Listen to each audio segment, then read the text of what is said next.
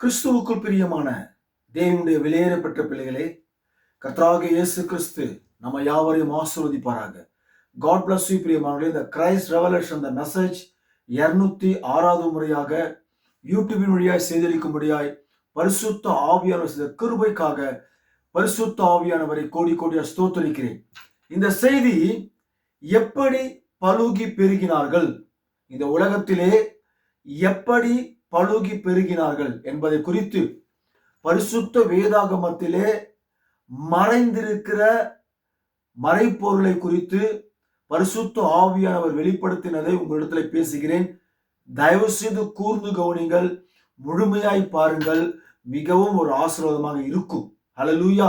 ஆகவே எப்படி பலுகி பெருகினார்கள் என்பதை குறித்து நாம் பார்க்க போகிறோம்.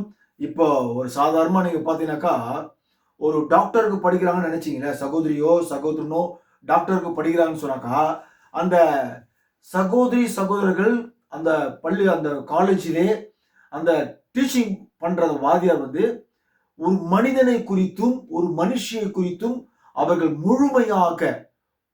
முழுமையாக அவர்கள் அறிந்து கொள்ள வேண்டும். அவரும் ஓப்பனா இருக்கிற எல்லா சப்ஜெக்டையும் அவங்க நடத்துவாங்க. ஐயா என்ன ரொம்ப அசிங்கமா இருக்குது இப்படி பேசுறாரு அப்படின்னு சொன்னாக்கா டாக்டர் ஆக முடியாது, அவங்க காலேஜ் விட்டு வெளியே போக வேண்டியதுதான் இல்லையா, ஒரு ஜென்ரலா.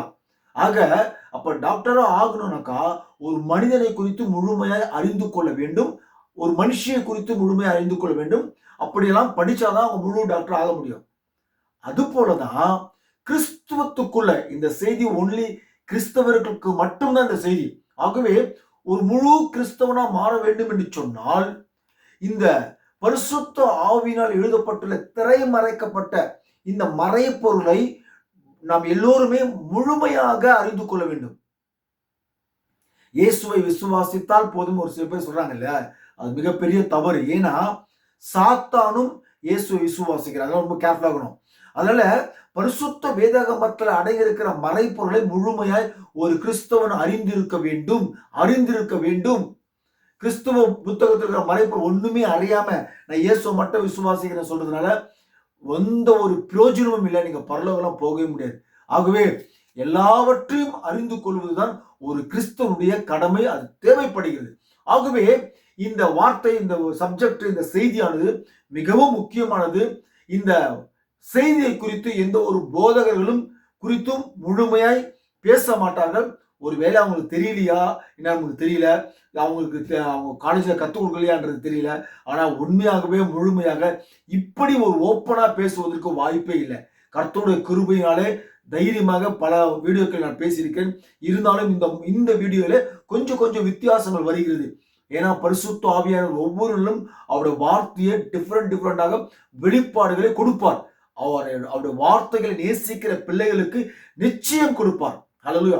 ஆகவே இந்த உபதேசத்திலும் கூட சில மறைப்பொருள் எனக்கு கிடைத்திருக்கிற அப்படின்னாலே, பரிசுத்த ஆவியானவர் கொடுத்திருக்கிற அப்படின்னாலே உங்களிடத்துல பேச நான் ஆசைப்படுகிறேன். ஆகவே ஒரு முழு கிறிஸ்தவனா நீங்கள் மாற வேண்டும் என்று சொன்னால் எல்லாவற்றையும் நீங்கள் அறிந்து கொள்ள வேண்டும். ஐயோ இது அசிங்கமா இருக்குது, இது சரியில்லை, அது சரியில்லைன்னு சொன்னாக்கா நீங்க வேதத்தை நீங்க சரியா படிக்கலன்னு தான் அர்த்தம். வேதத்துல நன்மை தீமை இரண்டுமே இருக்கிறது, தீமையும் இருக்கிறது, நன்மையும் இருக்கிறது. ஏன் நம்மளுக்கு கொடுத்தான்னு சொன்னாக்கா எல்லாவற்றையும் நீங்கள் அறிந்து கொள்ள வேண்டும். இப்படியெல்லாம் இருந்தது, இனி நீங்கள் இப்படி இருக்கக்கூடாது என்பதற்காக தான் எல்லாமே நமக்கு போட்டிருக்குது.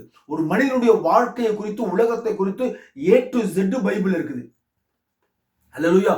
ஆகவே தயவு செய்து நீங்கள் கூர்ந்து கவனிங்க. சரி, எப்படி பலுகி பெருகினார்கள் என்பதை குறித்து வேதத்தின் பரிசுத்த துணியோடு நாம் பார்க்க போகிறோம். நீங்கள் ஆதியாகமத்திலே 27ஆம் அதிகாரம் 28ஆம் வசனத்தை நீங்கள் பாருங்கள். அங்கே பார்க்க போனால் வாசிக்கின்றேன்.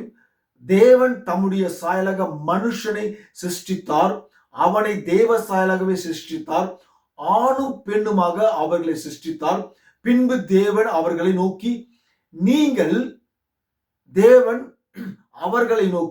நீங்கள் பலுகி பெருகி பூமியை நிரப்பி அதை கீழ்ப்படுத்தி அது சமுத்திரத்தின் மச்சங்களையும் ஆகாயத்து பறவைகளையும் பூமியின் மேல் நடமாடுகிற சகல ஜீவ ஜந்துக்களையும் ஆண்டு கொள்ளுங்கள் என்று சொல்லி தேவன் அவர்களை ஆசீர்வதித்தார். கிறிஸ்துவுக்குள் பிரியமான தேவனுடைய வெளியேறப்பட்ட சகோதரனை தயவு செய்து கூர்ந்து கவனிக்கிற சத்தியத்தை இங்கே நீங்கள் கவனிப்பீர்கள் சொன்னால் மிகப்பெரிய ஒரு ரகசியம் இருக்கிறது. தேவன் தம்முடைய சாயலாக மனுஷனை சிருஷ்டித்தார் என்று சொன்னால் தேவன் என்ன சாயலாக இருக்கிறார்? நான் சுருக்கமாக பேசுகிறேன், மிகவும் ரொம்ப டீப்பா நான் பேசுறேன். என்ன செய்தி பேசணும் 1 hour 2 hour கூட பேசலாம், ரொம்ப சுருக்கமா பேசுறேன். தேவன் என்ன சாயலாக இருக்கிறார்? நீங்கள் யோவான் புத்தகம் 4 அதிகாரம் 24 என்று நினைக்கின்றேன். நீங்கள் அங்க பார்ப்பேன்னு சொன்னால் தேவன் ஆவியா இருக்கிறார் என்று வேத வாக்கியம் சொல்கிறது. ஆக தேவன் ஆவியா இருக்கிறார் என்று சொன்னால் தேவன் தம்முடைய சாயலாக தமது ரூபத்தின்படியே சிருஷ்டித்தார் என்றால் வேறு, உருவாக்குதல் என்பது வேறு. சிருஷ்டிப்பு என்பது நீங்கள் ஆதியாகமம் 1 அதிகாரம் 1 வசனத்தை நீங்கள் வாசித்து பாருங்கள், அங்கே இருக்கும் தேவன் வானத்தையும் பூமியும் சிருஷ்டித்தார். எப்படி சிருஷ்டித்தார்? வேத வாக்கியம் சொல்கிறது பரிசுத்த வேதாகமத்திலே தேவன் தம்முடைய வார்த்தையினாலே வானங்களையும் பூமியும் சிருஷ்டித்தாராம். அதே போலதான் ஆதாமை தம்முடைய வார்த்தையினாலே ஆதாமை சிருஷ்டித்தார். அந்த சிருஷ்டிக்கப்பட்ட ஆதாம் எப்படி இருக்கிறான்னு சொன்னால் தேவனை போலவே இருக்கிறான். தேவன் என்னவாக இருக்கிறான்னு சொன்னால் தேவன் ஆவியா இருக்கிறார். ஆக தேவன் ஆவியா இருக்கிறான்னு சொன்னால் சிருஷ்டிக்கப்பட்ட இந்த ஆதாமும் ஆவியாக இருக்கிறான். அவன் ஆவிக்குரிய மனிதனாக இருக்கிறான். ஆனால் ஒன்று கவனிங்கள், இங்கே ஆதாமை எப்படி சிருஷ்டித்தார் என்று சொன்னால் அந்த ஆதாமை ஆணும் பெண்ணுமாக சிருஷ்டித்தார். ஆண் தனியாக, பெண் தனியாக, தனித்தனியாக தேவன் அவர்களை சிருஷ்டிக்கவில்லை. வேதம் மிகவும் அழகாய் பேசுகிறது. ஆணும் பெண்ணுமாக நீங்கள் வாசித்து பாருங்கள். தயவு செய்து நீங்கள் மனுஷனை சிருஷ்டி தேவசால 27 வசனத்திலே ஆணும் பெண்ணுமாக அவர்களை சிருஷ்டித்தார். இதுக்கு ஒரு உதாரணமாக உங்களுக்கு சொல்லப்போனால் நீங்கள் திருநங்கையை நீங்கள் எடுத்துக்கொள்ளுங்கள். அந்த திருநங்கை ஆணாகவும் பெண்ணாகவும் இருக்கிறார். அது சரீர பிரகாரமாக அது காணப்படுகிறது. ஆனால் ஆவிக்குரிய காரியத்திலே அந்த தேவன் ஆவியா இருக்கிற மனிதனை எப்படி படைத்தார் கேட்டா ஆணுமாக பெண்ணுமாக சிருஷ்டித்தார். இப்ப இவர்களை பார்த்து தேவன் என்ன சொல்ற கேட்டீங்கன்னாக்கா, நீங்கள் பலுகி பெருகி பூமியை நிரப்புங்கள் என்று தேவன் அவர்களுக்கு வாக்கு கொடுத்து அவர்களை ஆசீர்வதித்தார். தேவனுடைய வெளியேறப்பட்ட பிள்ளைகளே, இப்போ இந்த ஆவிக்குரிய ஆணும் பெண்ணுமா இருக்கிற மனிதன் இவன் இந்த உலகத்திலே பலுகி பெருக வேண்டும். அப்ப இந்த உலகத்தில் இவன் பலுகி பெருக வேண்டும் என்று சொன்னால் எப்படி இவன் பலுகி பெருகணும்? இவன் இந்த உலகத்திலே ஒரு தேவனாக காணப்படுகிறான், அடுத்த தேவனாக இவன் காணப்படுகிறான். ஆக இந்த ஆவிக்குரிய தேவன் இவனும் ஒரு வார்த்தை சொன்னால் மனுஷனை சிருஷ்டிக்க முடியும், ஆனால் மனுஷியை சிருஷ்டிக்க முடியாது. இதுதான் ஒரு சின்ன ஒரு வித்தியாசமான தேவன் கொடுத்த ஒரு வார்த்தை. நல்லா புரிஞ்சுக்கணும். ஆதாம்னால மனுஷியை சிருஷ்டிக்க முடியாது, மனுஷனை தான் சிருஷ்டிக்க முடியும். ஏன்னு சொன்னால் மனுஷியை தனியாக தேவன் சிருஷ்டிக்கவில்லை. அப்படி தேவன் மனுஷியை தனியாக சிருஷ்டித்து இருந்தால் இந்த சிருஷ்டிக்கப்பட்ட இந்த ஆதாமும் ஒரு மனுஷியை சிருஷ்டிக்க முடியும். ஆனால் அப்படி அல்ல. ஆணும் அந்த ஆணை பெண்ணாகவும் தேவன் சிருஷ்டித்தபடினாலே வேத வாக்கியம் சொல்கிறது முதல்ல 27 வசனத்திலே மனுஷனை சிருஷ்டித்தார் என்று தான் சொல்லப்படுகிறது. ஆகவே இந்த ஆவிக்குரிய ஆதாம் மனுஷனை சிருஷ்டிக்க முடியும். சரி, இப்போ நீங்க ஆதியாகமம் 2 அதிகாரம் 5-7 நீங்கள் பார்க்க போனால் அங்க 5ஆம் வசனத்தில் ஒரு வசனம் இருக்கும், நிலத்தை பண்படுத்த மனுஷன் இருந்ததில்லை என்று சொல்லப்பட்டிருக்கும். ஆக இந்த ஆதியாகமம் 2:5 நீங்கள் பார்க்க போனால் நிலத்தை பண்படுத்த மனுஷி இருந்ததில்லை என்று சொல்லப்படவில்லை, மனுஷன் இருந்ததில்லை என்று தான் சொல்லப்படும். ஆக இந்த பூமியிலே நிலத்தை பண்படுத்துவதற்கு எந்த ஒரு மனுஷனும் இல்லை.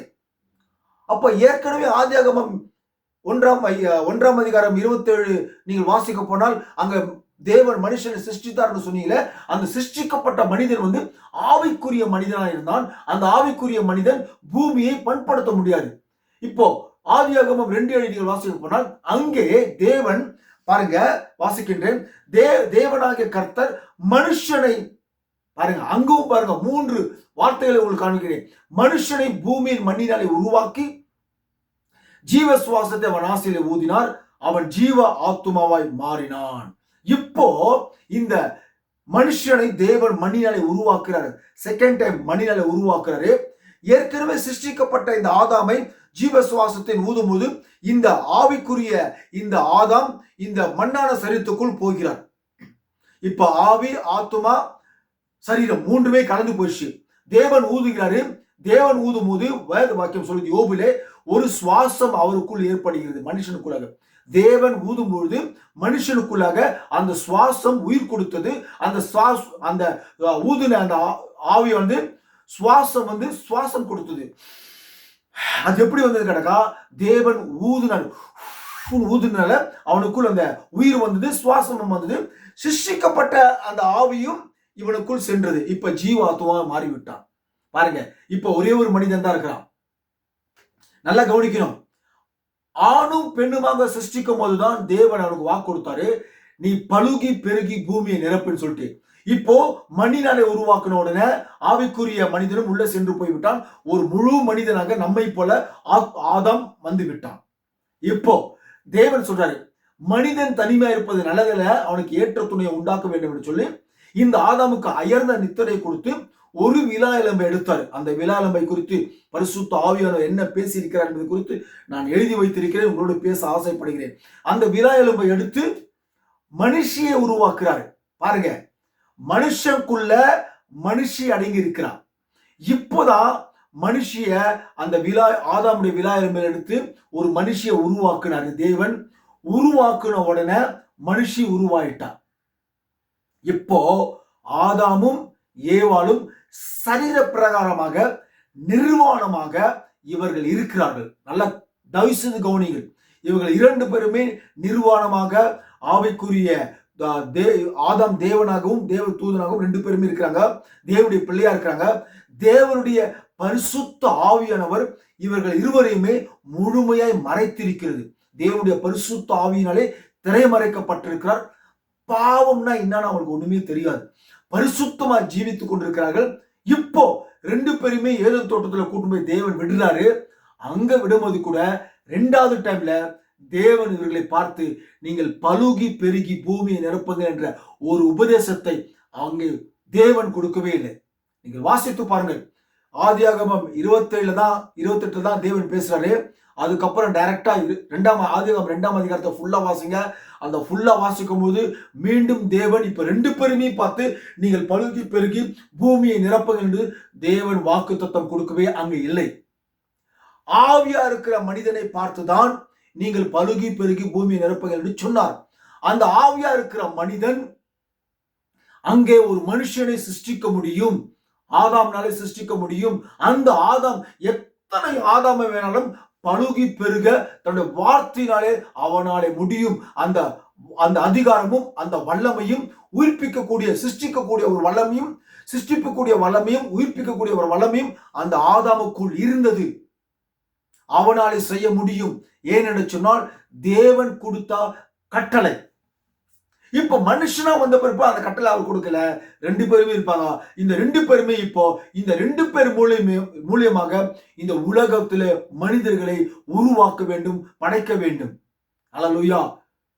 ஒரு நண்பர் சொன்னார் என்கிட்ட, என்ன சொன்னார் கேட்டாக்கா, பிரதர், ஆதாம் வந்து ஏவாளை பார்த்து ஒரு வார்த்தை சொன்னாக்கா ஏவாள் கர்ப்பவதி ஆகுவா அப்படி ஒரு சகோதரர், கிறிஸ்தவ சகோதரர், ரொம்ப நெருங்கிய நண்பர் சொன்னாரு.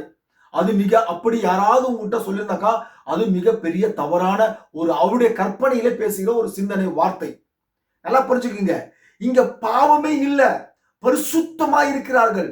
பரிசுத்தமாக ஜீவித்துக் கொண்டு பரிசுத்தமா இருக்கிறவர்கள் இவ ஒரு வார்த்தை சொன்னா இவ கர்ப்பவதி ஆகிறதுலாம் வாய்ப்பே கிடையாது. அந்த மாதிரி சான்ஸே இல்ல, அந்த மாதிரி சிந்தனையே இல்ல. வார்த்தையை சொன்னால் உருவாவார்கள். ஆதாம் சொன்னா உருவாகுவார்கள். அவ்வளவுதான் ஒழிய இப்படியெல்லாம் பேசினா அதுல நடக்காது. ஏன்னா அங்க பாவம் என்பதே கிடையாது. அப்படியே பாவம் வந்துட்டு பிற்பாடு அந்த சக்தி அவனுக்குள்ள இல்ல, அந்த வல்லமை இல்ல, உயிர்ப்பிக்கக்கூடிய வல்லமையோ சிருஷ்டிக்கக்கூடிய வல்லமையோ அங்க இல்ல. சிந்தித்து பாருங்கள் தயவு செய்து. ஆக ரெண்டு பேருமே இருக்கிறாங்க. இப்ப இந்த ரெண்டு பேருமே ஏதேன் தோட்டத்தில் நிர்வாணமாக பரிசுத்தமாக தேவனுடைய சாயலிலே இவங்க ரெண்டு பேரும் இருக்கிறாங்க. இப்ப இணை சேர்க்கை பழுகி பெருகணுமே. இப்ப இணை சேர்க்கை சொல்லி இப்ப நம்ம சொல்றோம் இணை சேர்க்கைன்னு சொல்லிட்டு, இப்ப இவங்க பழுகி வந்து ஆவிக்குரிய ஜீவிதத்தில் ஆதாம்னால எல்லாமே செய்ய முடியும். ஆனா இப்ப செய்யல ஆதாமே. இப்ப எப்படி உலகத்துல மனுஷர்கள் பழுகி பெருகினாங்க? இணை சேர்க்கை மூலியமாய் பழுகி பெருகினாங்க என்று நம்ம எல்லாருக்குமே தெரிந்த ஒரு விஷயம், இல்லை என்று சொல்லவில்லை. அது எப்படி நடந்தது? சரி, நீங்கள் பாருங்க, எசேக்கியேல் நீங்க 28ஆம் அதிகாரத்துல வாசித்து பாருங்க. பரலோகத்தில் இருக்கிற தேவ தூதன் அந்த லூசிபர் சொல்லக்கூடியவன் எல்லாரை காட்டிலும் தேவனுக்கு சமமா இருக்க வேண்டும் என்று அவனுக்கு சிந்தனை இருந்தது. பல தீமையான செயல்கள் அங்கேயே பரலோகத்திலேயே பலவிதமான போராட்டங்கள், பரலோகத்திலேயே பாவம், முதல் பாவம் அங்க ஏற்பட்டு விட்டது. பரலோகத்துல ஃபர்ஸ்ட் பாவமே திடீர் தேவன் என்ன பண்ணாரு, அவனை உதைச்சு கீழே தள்ளினாரு. மேல இருந்து கீழே விழுந்துட்டான். நல்லா புரிஞ்சுக்கணும். இப்ப கீழே விழுந்த உடனே இந்த பூமியில தேவன் உருவாக்குனார் இல்லையா ஆதாம, அதே போல ஏவாளையும் உருவாக்குனார் இல்லையா, சிருஷ்டித்தார் இல்லையா. இதை எல்லாவற்றையும் சாத்தான் பார்த்து கொண்டிருக்கிறான். அவனுக்கு எல்லாமே தெரியும், சாத்தான் பார்த்து கொண்டிருக்கிறான். இப்போ தேவனுடைய குமாரனாகிய ஆதாம் இருக்கிறான். அப்ப தேவனுக்கு ஒரு குமாரன் இருக்கிறான். அது யாரு கிட்டக்கா, அது ஆதாம். இப்போ இந்த சாத்தான் இருக்கிறானே, அவன் ஆவியா இருக்கிறவன். இவனுக்கு ஒரு குமாரன் தேவை. இவனுக்கு இந்த உலகத்துல இவனுக்கு ஒரு மனிதன் தேவை, பிள்ளைகள் தேவை. தேவன் எது எது செய்கிறாரோ இந்த பூமியிலே அதை எல்லாவற்றையுமே இந்த சாத்தானவன், லூசிபரானவன் தாறுமாறாய் ஆக்குவான். அதுதான் அவனுக்கு வேலையே.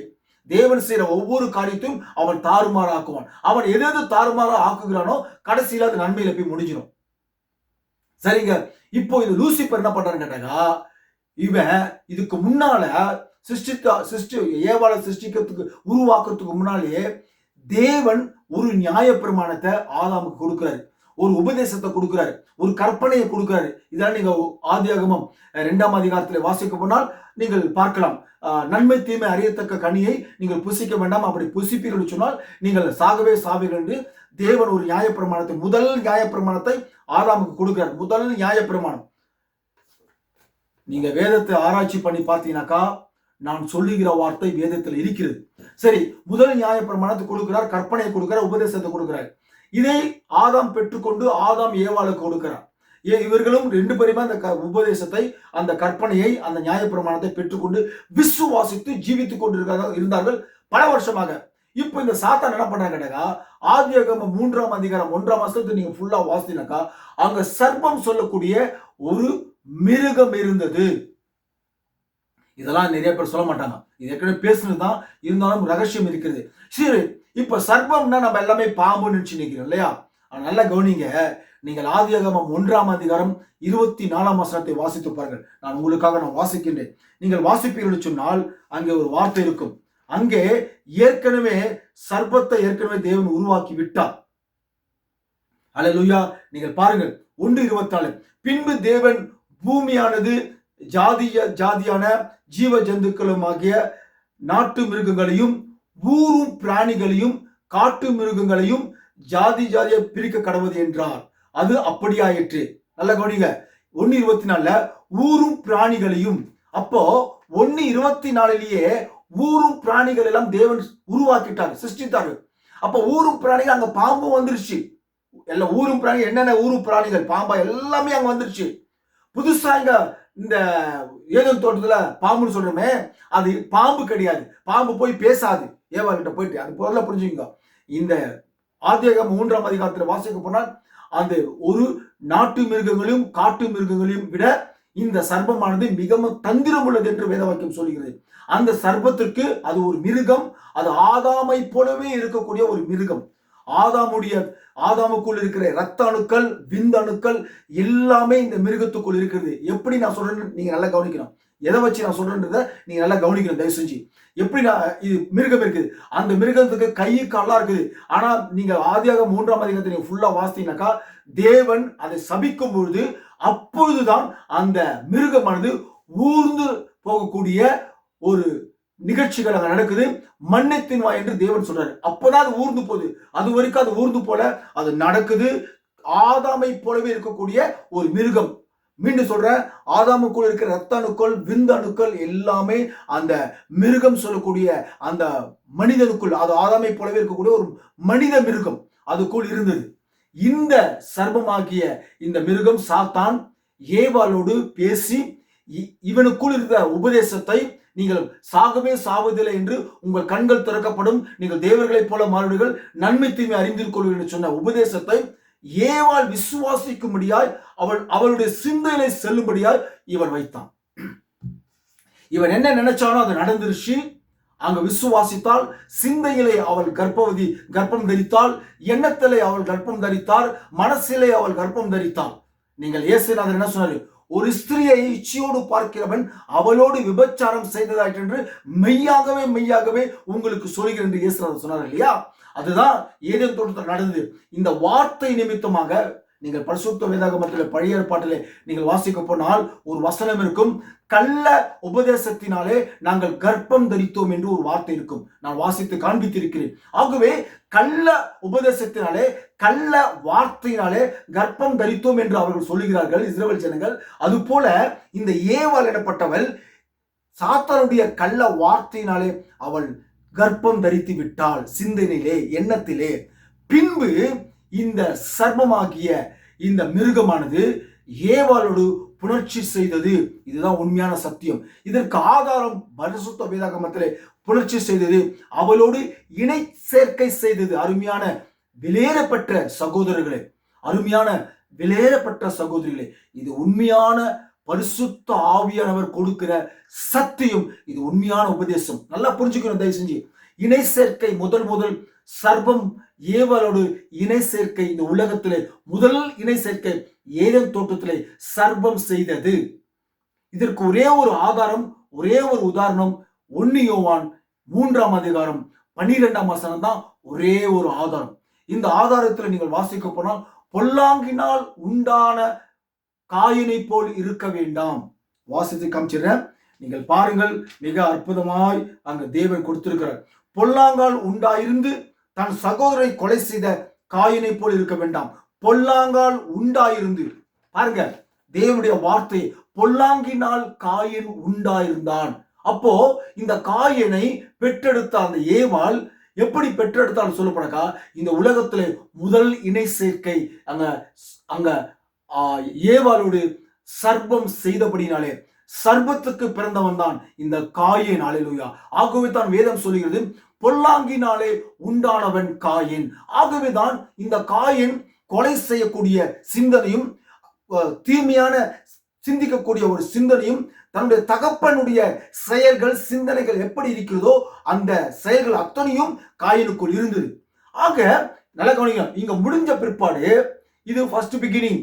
சர்ப்பமானது ஏவாளோட இணை சேர்க்கை செய்து விட்டது, இங்கே பாவம் பிறந்து விட்டது. உடனே இந்த ஏவாள் ஆதாம் கிட்ட கொண்டு வரா. நல்லா புரிஞ்சுக்கோங்க, சாத்தானவன் முதல் ஆதாம் கிட்ட போல. ஏன் ஆதாம் கிட்ட போலன்னு கேட்டா, ஆதாம் தேவனா இருக்கிறான், அவன் தேவனுடைய குமாரனா இருக்கிறான். அந்த ஆதாமை இவனாலே ஏமாற்ற முடியாது. செகண்ட் பாயிண்ட், இந்த ஆதாம் கிட்ட அப்படியே போய் இந்த சர்ப்பம் போய் ஆதாமை ஏமாத்தினாலும் எந்த ஒரு பிரயோஜனமும் இல்லை. எந்த ஒரு பிரயோஜனமும் இல்லை.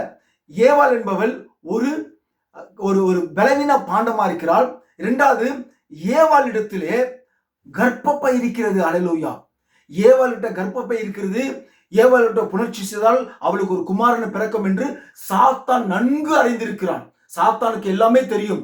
ஆகவே தான் அவளுக்குள் கர்ப்பப்பை இருக்கிறபடினால்தான் சாத்தான் அவளோடு பேசி அவளோடு இணை சேர்க்கை செய்து அவனுக்கு ஒரு குமாரனை பெற்றெடுத்தான் சாத்தான், சர்ப்பம். பின்பு இந்த ஏவாள் ஆதாமை கொண்டு வந்து இங்க பேசுறா. சாத்தான் கொடுத்த உபதேசத்தை குறித்து அவன் பேசி ஆதாமையும் வீழ்த்தி செய்தால் இந்த ஏவாள். அல்லேலூயா. ஆக இப்படியாக தான் இந்த உலகத்திலே இணை சேர்க்கை, சர்ப்பத்தின் மூலியமாக தான் இந்த உலகத்திலே இணை சேர்க்கை வந்தது. பின்பு ஆதாம் ஏவாளோடு இணை சேர்க்கை செய்தான். ஆதாம் ஏவாளோடு இணை சேர்க்கை செய்வதற்கு முன்பாக சர்ப்பமாகிய சாத்தான் இந்த மிருகத்தின் மூலியமாக இணை சேர்க்க, முதல் இணை சேர்க்கை ஏதேன் தோட்டத்திலே சர்ப்பம் செய்தது. சர்ப்பம் தான் எல்லாவற்றையும் இவர்களுக்கு கற்றுக் கொடுத்தது. ஏற்கனவே இந்த ஏதேன் தோட்டத்திலே ஆவிக்குரிய மாமிசக்குரிய விபச்சாரமும் ஆவிக்குரிய விபச்சாரமும் ஏதேன் தோட்டத்திலே நடந்தது. ஆக இந்த உலகத்திலே முதல் இணை சேர்க்கம் யார் செய்தது என்று சொன்னால் சர்ப்பம் தான் செய்தது. சர்ப்பத்தின் வழியாக தான் இது பாவம் நடந்தது. ஆக இந்த இணை சேர்க்கையை சர்ப்பம் செய்தபடினாலே இப்போ இவர்கள் பலுகி பெருக ஆரம்பித்து விட்டார்கள். இப்படி இவர்கள் மூலியமாய் பழுகி பெருகி வந்ததுதான் இந்த உலகத்துல சகல மனிதர்களும் இருக்கிறார்கள். ஆக இந்த உலகத்திலே காயினுக்கு வழியில வருகிற ஜனங்களும் உண்டு, தேவனுடைய பிள்ளைகளும் ஆதாமுடைய சந்நிதியிலே வருகிற தேவ பிள்ளைகளும் உண்டு. ஆனால் இதற்கிடையில நீங்கள் பார்க்க போனால் இவர்கள் இருவருமே கலப்படமாகிவிட்டார்கள் என்று வேத வாக்கியம் சொல்லுகிறது. தேவகுமார்கள் மனுஷ குமார்த்திகள் போய் அங்கு இணைந்து இருவருக்கும் பிள்ளைகள் பெற்றெடுத்தார்கள். அவர்கள் மிக பலசாலிகள் என்று வேத வாக்கியம் கூறுகிறது. ஆக இருவருமே இங்கேயும் கலப்படமாகிவிட்டது. ஆக இந்த உலகத்திலே பழுகி பெருகினது எப்படி என்று சொன்னாக்கா, இப்படிதான் இவர்கள் சாத்தான் மூலியமாக இணை சேர்க்கை அவன் முதலில் செய்து பின்பு ஆதாம் செய்து பின்புதான் இவர்கள் மூலியமாக இணை சேர்க்கை இவர்கள் பழுகி பெருகி பூமியை நிரப்பினார்கள். நன்றாக கவனிக்கணும். இந்த ஆதாம் ஆவிக்குரிய ஆதாமா இருக்கும்போது தேவன் கட்டளிட்டார் அந்த ஆதாமுக்கு, நீ பழுகி பெருகு என்று. அந்த நேரத்தில் இந்த ஆதாம் அப்படி செய்யவில்லை. அப்படி செய்திருந்தால் மனுஷனை ஆதாமினாலே சிருஷ்டிக்க முடியும். ஹல்லேலூயா. தேவனுடைய விலையேறப்பட்ட பிள்ளைகளே, இப்போ பரிசுத்த ஆவியானவர் கொடுத்த வார்த்தையை உங்களிடத்தில் வாசிக்க நான் ஆசைப்படுகிறேன். இது என்னுடைய செய்தியில தேவன் பரிசுத்த ஆவியானவர் கொடுத்த வார்த்தை உங்களிடத்தில் பேசுகிறேன். நீங்கள் பாருங்கள், அவர் ஆதாமிடம் நீங்கள் பழுகி பெருகி பூமியை நிரப்புங்கள் என்றார். இல்லையா? நான் உங்கள்கிட்ட பேசுறேன், இப்ப எழுதி வச்சது உங்கள்கிட்ட பேசுறேன் என்றார். ஆதியில் அவனே ஆணும் பெண்ணுமாக இருந்த போது மணவாட்டி வார்த்தையின் மூலம் ஆவிக்குரிய பழுகி பெருகுதலினால் வர வேண்டும். ஆவிக்குரிய பழுகி பெருகுதலினால் வர வேண்டும். வார்த்தையின் மூலம் பழுகி பெருக வேண்டும். ஒரு வார்த்தை சொன்னால் இன்னொரு மனிதனை இவனால் சிருஷ்டிக்க முடியும், உருவாக்க முடியும். ஆனால் பெண்ணை உருவாக்க முடியாது. ஹல்லேலூயா. பெண் ஆனவள் மூல சிருஷ்டிப்பில் இல்லை. ஆணைதான் அவன் உருவாக்க முடியும். ஆனால் இவன் எப்படி உருவாக்கவில்லை. ஏன் அப்படி உருவாக்கவில்லை? ஆனால் அவன் அப்படி உருவாக்கவில்லை. ஹல்லேலூயா. நீங்கள் கவனிங்கள். மனிதனில் இருந்து எடுத்து உண்டாக்கப்பட்ட உதவாத ஒரு துண்டு. ஹல்லேலூயா. மனிதனில் இருந்து எடுக்கப்பட்ட உதவாத ஒரு துண்டு, எலும்பு, விலா எலும்பு இருக்குதுல்ல, அந்த விலா எலும்பு பரிசுத்த ஆவியானவர் சொல்றாரு, அது ஒரு உதவாத ஒரு துண்டை தான் தேவன் எடுத்தார். அந்த உதவாத ஒரு துண்டை எலும்பை எடுத்து என்ன பண்றாரு? எடுத்து தேவன் ஏவாளை உருவாக்கினார். உதவாத ஒரு துண்டை, இந்த உதவாத ஒரு துண்டை தான் இப்ப பயன்படுத்துறாரு. இன்றைக்கு பெண்களை ஆண்களுக்கு கொடுத்தார். மன்னிக்கணும், பெண்களை ஆண்களுக்கு கொடுத்தார். எதுக்கு கொடுத்தாரு கேட்டாக்கா, ஆண் தனிமையா இருப்பது நல்லதல்ல, ஏற்ற துணையை உண்டாக்க வேண்டும் என்று சொல்லி துணைவியாய் ஆதாமுக்கு துணைவியாய் கொடுத்தார். அந்த எலும்பு துண்டு மிக அற்புதமான வார்த்தை, பரிசுத்த ஆவியானவர் பேசின வார்த்தை. மனிதனிலிருந்து எடுத்து உண்டாக்கப்பட்ட உதவாத ஒரு துண்டு எடுத்து தேவன் ஏவாளை உருவாக்கினார். அவளே அவனை வஞ்சித்தது. ஹல்லேலூயா. நல்லா தேவனுடைய விலையேறப்பட்ட பிள்ளைகளே, அந்த ஏவாள் ஆதாமை வஞ்சித்தது. சாத்தான் ஆதாமை வஞ்சிக்கவில்லை. ஏவாள் ஆதாமை வஞ்சித்தது. தேவனுடைய விலையேறப்பட்ட பிள்ளைகளே, இன்றைக்கும் அநேக ஏவாள்கள் ஆதாமை வஞ்சித்துக் கொண்டு தான் வருகிறார்கள். ஹல்லேலூயா. வஞ்சகம் என்பது ஒரு ஆவிக்குரிய மிகப்பெரிய ஒரு வார்த்தையா இருக்கிறது. இப்போ வேத வாக்கியம் சொல்லுகிறது, ஆதாம் வஞ்சிக்கப்படவில்லை, ஏவாள் வஞ்சிக்கப்பட்டு மீறுதலுக்கு உட்பட்டாள் என்று வேத வாக்கியம் கூறுகிறது. ஆகவேதான் ஸ்திரீயானவளுக்கு உபதேசம் செய்யக்கூடாது என்று பரிசுத்த ஆவியானவர் வேதத்திலே கொடுத்திருக்கிறார். ஆனால் இன்றைய காலத்திலே சாத்தான் ஸ்திரீகளை உபதேசம் செய்யும்படியாய் வைத்திருக்கிறார். இன்றைக்கு உலகத்திலே பேசுகிற ஒவ்வொரு ஸ்திரீயும் சாத்தானுடைய பிள்ளைகளாய் சகோதரிகளாய் காணப்படுகிறார்கள். அந்த ஸ்திரீகள் ஆவிக்குரிய விபச்சாரிகள் என்று வேத வாக்கியம் கூறுகிறது. இன்றைய உலகத்துல ஒவ்வொரு சகோதரியும் பலிப்படுத்தலன்னு தேவனுடைய வார்த்தை பைபிளை வச்சு பேசுறாங்கன்னு சொன்னாக்கா, அவங்க அத்தனை பேருமே ஆவிக்குரிய விபச்சாரிகள். ஏன்னாக்கா அவர்கள் வஞ்சிக்கப்பட்டார்கள் என்று ஏற்கனவே வேதத்தில் எழுதப்பட்டிருக்கிறது. வேதம் அவர்களுக்கு அந்த அதிகாரம் கொடுக்கவில்லை என்று வேத வாக்கியம் சொல்கிறது. ஆதாம் அங்க பாருங்க, ஏதேன் தோட்டத்திலேயே முதல் ஏவாளானவள் ஆதாமுக்கு உபதேசம் செய்தான். அதுதான் இந்த பூமியில் நடக்குது. ஹல்லேலூயா. ஆகவே பரிசுத்த ஆவியானவர் சொல்றாரு, அவளே அவனை வஞ்சித்தது, ஏவாள் ஆதாமை வஞ்சித்தாள். ஹல்லேலூயா. சாத்தானால் வஞ்சிக்க முடியாது, ஆனால் ஏவாள் வஞ்சித்தாள். ஏவாள் வஞ்சித்தாள் என்ற உபதேச வார்த்தையை நீங்கள் ஆராய்ச்சி பண்ணி பார்க்க போனால் அது எங்கெங்கயோ போய் முடியும். சரி, அதெல்லாம் நமக்கு வேண்டாம். பரிசுத்த ஆவியானவர் இதுதான் பேசுன்னு சொல்ல உங்கள்கிட்ட பேசுறேன். ஆகவே ஏவாள் வஞ்சித்தாள். இப்போது இருவரையும் உருவாக்கின பிற்பாடு ஏதேனில் கொண்டு வந்து வச்சிட்டார். உங்களுக்கு தெரியும், மனிதன் விழுந்து போவான் என்று அவர் அறிந்திருந்தும், நல்லா கவனிக்கணும், தேவன் சொல்ற வார்த்தை பாருங்க, மனிதன் விழுந்து போவான் என்று அவர் அறிந்திருந்தும் கூட சுய தீர்மானத்தை செய்யக்கூடிய நிலையில் அவனை வைத்தார். தமது சாயலில் உள்ள மனிதன் எப்படி விழுந்து போக முடியும்? சான்ஸ் இல்லை, விழுந்து போக முடியாது இல்லையா? உங்களுக்கு தெளிவாக்குகின்றேன். எனவே அவர் மூல சிருஷ்டிப்பின் இல்லாத உபசிருஷ்டி ஒன்றை உண்டாக்க வேண்டியதாக இருந்தது. இப்போது உங்களுக்கு விளங்கும். அவள் விழுந்து போவாள் என்று அறிந்து அவர் அதை உண்டாக்கினார். அல்லேலூயா. தேவனுக்கு எல்லாமே தெரியும். ஏன் ஏன் அவர் விழுந்து போ எல்லாமே அவர் தெரியும். சரி, இந்த மாதிரி நிகழ்ச்சிகள் ஏன் அவர் செய்யணும்ன்றது குறித்து பரிசுத்த ஆவியானவர் பேசுறதை உங்களுக்கு நான் காமிச்சிடறேன். தெரியும், அவள் விழுந்து போவாள் என்று அறிந்து அவர் அதை உண்டாக்கினார்.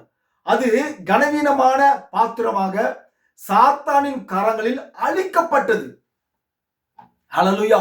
சாத்தானின் கரங்களில் இந்த ஏவாளை தேவன் அழிக்கப்பட்டார். அப்ப இன்றைக்கு இருக்கிற அநேக ஏவாள்கள் பலிப்படுத்துறன்னு பிரசங்கம் பண்றாங்க. சாத்தான் தேவன் அவங்களெல்லாம் வந்து சாத்தான் கிட்ட ஒப்பு கொடுத்துட்டாரு. நீங்களாம் போங்க, அவங்க பக்கமா போங்க. அதனால அவங்க தைரியமா வேதத்துக்கு மாறாக அவர்கள் உபதேசிக்கிறார்கள். ஹல்லேலூயா. தேவனுக்கு ஆணும் பெண்ணும் உண்டு. ஆனால் இந்த ஸ்திரீ இந்த சிருஷ்டிப்பை அதற்கென்றே உண்டாக்கினார். அவர் இந்த சிருஷ்டிப்பை உண்டாக்கி சாத்தான் அவளை அடைவதற்காகவே அவளை ஒப்பு கொடுத்தான். பாருங்க, ஹல்லேலூயா. எவ்வளவு பெரிய தேவனுடைய ரகசியம் பாருங்க. அவன் அவளை அடைந்தான். அவன் இப்போது அவளை ஆண்டு கொண்டிருக்கிறான். அவளுடைய அழகு, பாலுணர்ச்சி, ஆதிக்கம் சாத்தானால் அவளுக்கு அளிக்கப்பட்ட உடல் அமைப்பு. ஹல்லேலூயா. தேவனுடைய விலையேறப்பட்ட பிள்ளைகளை, இது ரொம்ப பெரிய ரகசியம், இது நமக்கு வேண்டாம். ஆனா பரிசுத்த ஆவியானவர் கொடுத்து நான் உங்கள்கிட்ட வாசிக்கிறேன். இன்றைக்கு அநேக ஸ்திரீகள், தேவன் ஏற்கனவே ஏவாளை மிக அழகாக அற்புதமாக, இந்த உலகத்திலே ஏவாள் மிக அழகாக இருந்தால் ஆனால் சாத்தான் இந்த அழகை இன்னும் மெழுகுபடுத்தி, இன்னும் கவர்ச்சிப்படுத்தி இன்னைக்கு அவளை வைத்திருக்கிறார். ஆகவேதான் இன்றைக்கு பாலுணர்வு தூண்டக்கூடிய ஸ்திரீகளாக இன்னைக்கு காணப்படுகிறார்கள். எந்த ஒரு ஆணும் அவளை பார்த்தா உடனே இச்சிக்கத்தக்கதான ஒரு உணர்வு அவனுக்குள் வந்துருது. ஏன்னா அவள் அப்படி இருக்கிறாள். அந்த மாதிரி ஒரு உடல் அமைப்பை சாத்தான் அமைத்து கொடுத்து விட்டான். அதுதான் பரிசுத்த ஆவி சொல்றாரு. கேளுங்க, உலகமானது ஆதியில் தேவன் சிருஷ்டித்தது போல் அந்த விதமாக ஜனத்தொகையில் நிரப்பப்படாமல் தேவன் எப்படி சிருஷ்டித்தாரு? தேவன் ஒரு வார்த்தையை சொன்னாரு, அங்க ஆதாம் சிருஷ்டிக்கப்பட்டான். இப்ப இந்த ஆதாம் உருவான பிற்பாடு, சிருஷ்டிக்கப்பட்ட பிற்பாடு இந்த ஆதாமும் தேவன் எப்படி சொன்னாரோ அப்படிதான் சிருஷ்டிக்கணும். ஆனா அப்படி சிருஷ்டிக்கல. அப்படி சிருஷ்டித்ததாக அநேகர் இருந்திருப்பாங்க. ஆனா அப்படி சிருஷ்டித்து இருந்தாலும் அது எந்த ஒரு பிரயோஜனமும் இல்லை. ஏன்னா தேவதூதர்களும் இவனும் சமம் தான். அதுல எந்த ஒரு அற்புதமும் இல்லை. ஆனா ஆண்டவர் சொல்றாரு, அப்படி செஞ்சிருக்கணும்னு சொல்றாரு.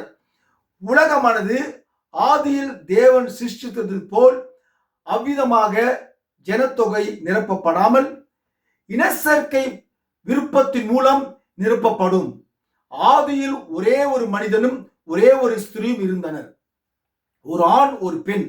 ஆனால் அவள் இந்த பாவத்தை செய்து இனி உலகத்தில் சிருஷ்டிப்பின் மூலம் அல்ல. ஏன்னா இவங்க பாவத்துக்குள் போயிட்டாங்க. ஆனா கடைசி கால மனவாட்டி என்று ஒன்று தோன்றுவாள் என்று வேத வாக்கியம் கூறுகிறது. அந்த பியூர் மனவாட்டிக்கு கலாத்தியரில் சொல்லப்படுகிற ஆவிக்குரிய அந்த நிகழ்ச்சிகள், அன்பு, சமாதானம், சந்தோஷம், விசுவாசம், நற்குணம், இப்படி இருக்கிற ஆவிக்குரிய நற்பண்புகள் அவளுக்குள் முழுமையா இருக்கும்போது அந்த மனவாட்டி மீண்டுமாக ஆதாம் இழந்த காரியத்தை, ஆதாம் இழந்த அந்த நிகழ்ச்சியை மீண்டும் அவள் சிருஷ்டிக்கக்கூடிய ஒரு வல்லமை, உயிர்ப்பிக்கக்கூடிய ஒரு வல்லமை அவளுக்குள் வந்துவிடும். அல்லேலூயா. அது கடைசி நாட்களே. இப்பொழுதுதான் மனவாட்டி மனவாட்டி சொல்லி இருக்கிறாங்க. ஆனா இன்னைக்கு இருக்கிற மனவாட்டிக்கு அன்பு இல்ல, சகோதரம் சிறுகையில, பொறாம, பொச்சரிப்பு. ஆனா இவெல்லாம் மனவாட்டி மனவாட்டி சொல்லுங்க. இவெல்லாம் வந்து டுபாக்கூர் மனவாட்டி, நாட் ரியல் மனவாட்டி, நாட் ரியல் பாஸ்டர்ஸ். அவங்களுக்குள்ள ஒற்றுமை இல்லை, அவங்களுக்குள்ள சமாதானம் இல்லை, அவங்களுக்குள்ள விரோதங்கள் இருக்கிறது. இப்படிதான் இன்னைக்கு இருக்கிற உலகத்துல இருக்குது. ஆனால் கடைசி நாட்களில் உண்மையான, சுத்தமான, தூய்மையான ஒரு பியூர் மனவாட்டி தோன்றுவாள் என்று வேத வாக்கியம் சொல்லுகிறது.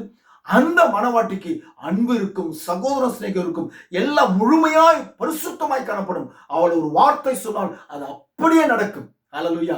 ஆதாம் இழந்ததை அவள் மீண்டும் பெற்றுக்கொள்வாள். ஆனால் இனி உலகத்தில் சிருஷ்டிப்பின் மூலம் அல்ல, இனச்சேர்க்கையின் மூலம் ஜனத்தொகை பெருகும்.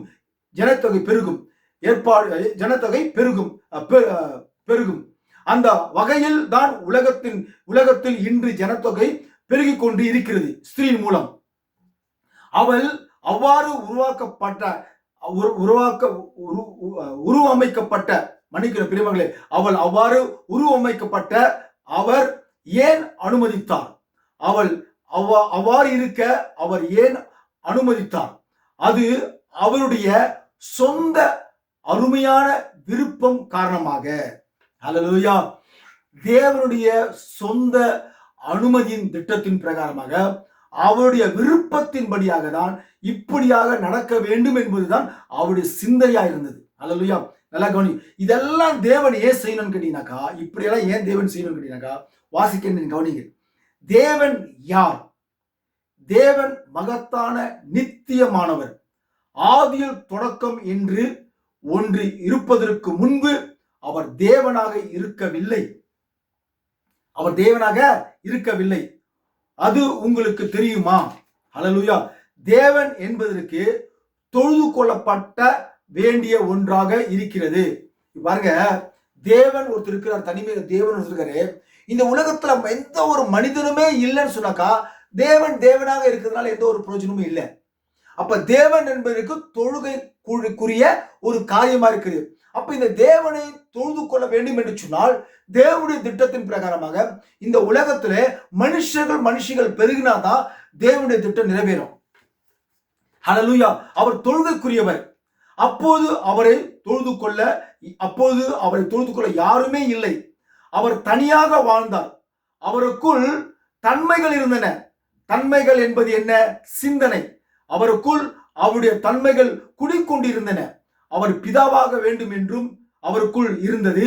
அவர் தேவனாக இருக்க வேண்டும் என்று அவருக்குள் இருந்தது.